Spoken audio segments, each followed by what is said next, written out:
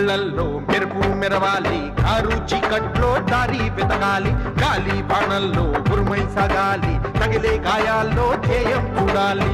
ఒకటే జననం, ఒకటే మరణం, ఒకటే గమనం, ఒకటే గమ్యం. గెలుపు పొందే వరకు గలుపు లేదు మనకు. బ్రతుకు అంటే గెలుపు, గెలుపు కొరకే బ్రతుకు.